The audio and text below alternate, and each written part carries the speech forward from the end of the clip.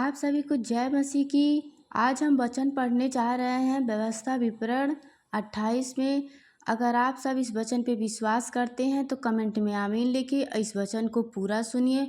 प्रभु यीशु इस वचन के द्वारा आशीष दे, क्योंकि इस वचन में आशीष के वचन के बारे में परमेश्वर समझाए हैं। जो कोई प्रभु के वचन पे चलता है परमेश्वर उसे आशीष देते हैं। इस वचन को ध्यान से सुनिएगा मेरे भाई बहन, तो आपको इस वचन के द्वारा परमेश्वर आशीष देंगे।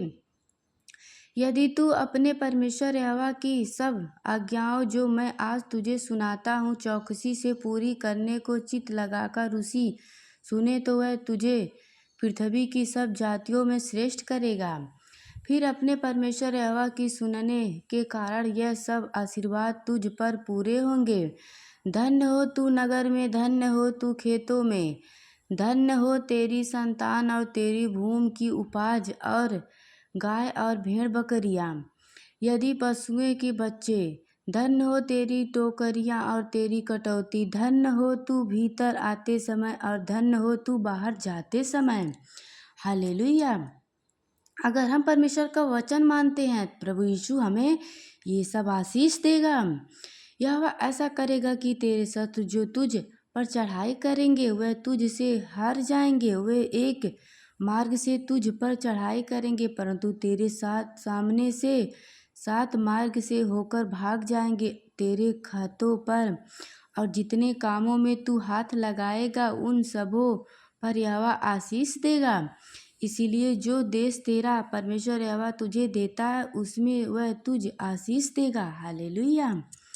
यदि तू अपने परमेश्वर यहोवा की आज्ञाओं को मानते हुए उसके मार्ग पर चले तो वह अपनी शपथ के अनुसार तुझे अपनी पवित्र प्रजा करके स्थिर रखेगा। और पृथ्वी के देश देश के सब लोग यह देखकर कि तू यहोवा का कहलाता है तुझ से डर जाएंगे। हालेलुया। और जिस देश के विषय यहोवा ने तेरे पूर्वजों से शपथ खाकर तुझे देने को कहा था उसमें वह तेरी संतान की और भूमि की उपज की और पशुओं के बढ़ंती करके तेरी भलाई करेगा। हालेलुया।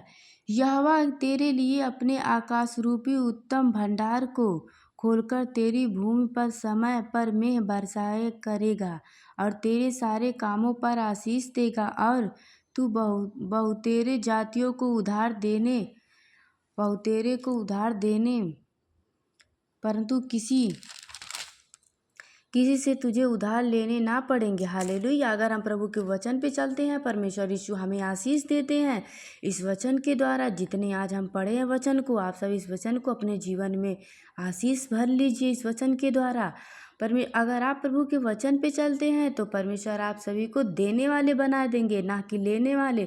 आप किसी की मदद करने वाले बन जाएंगे।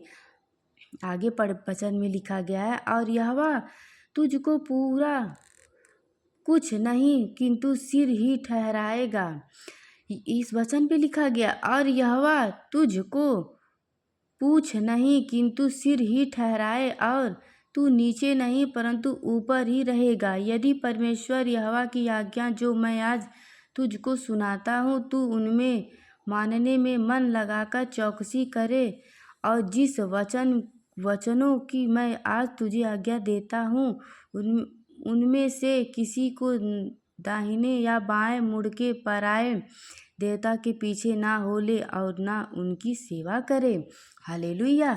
अगर हम परमेश्वर के वचन पे चलते हैं प्रभु यीशु हमें आशीष देंगे इस वचन के द्वारा, और हम इस वचन पे हमेशा चलते रहें, ना कि किसी पराये देवता को पूजने लगे, तो सिर्फ उन्हीं को दंडवत करे, जिंदा खुदा परमेश्वर यीशु को। तो परमेश्वर यीशु हम उम्मीद करते हैं प्रभु यीशु आप सभी को इस वचन के द्वारा आशीष दे। आप सबको गॉड ब्लेस यू। आमीन।